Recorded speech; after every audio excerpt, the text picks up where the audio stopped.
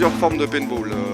Il y a le paintball loisir qui est accessible à tout le monde, qui se joue dans les bois ou sur des terrains avec des obstacles, donc avec des marqueurs mécaniques. Et au-delà, au-dessus, il y a le paintball sportif bien codifié avec un cadre fédéral et des règles internationales.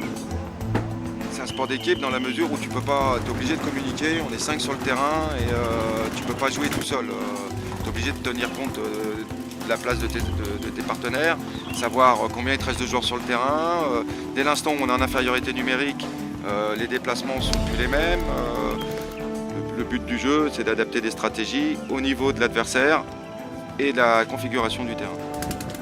Les qualités personnelles, c'est déjà d'avoir un bon niveau physique, puisque bon, ça nécessite quand même du déplacement, de la précision, de la communication, de la stratégie.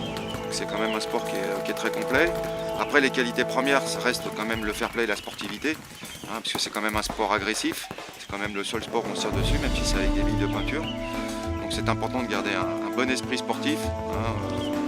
Faut pas l'oublier. Et ce qui est important au niveau de l'équipe, c'est qu'on partage les entraînements, le jeu, mais on se retrouve à l'extérieur. Et nous, en tant qu'amateurs, je dirais la force d'une équipe reste sa cohésion, qui passe par de l'affectif.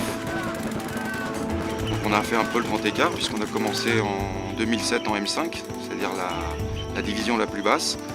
On a fait un bond de 3 divisions pour terminer vice-champion du monde en D2 sur le PAL Series, qui est le championnat asiatique.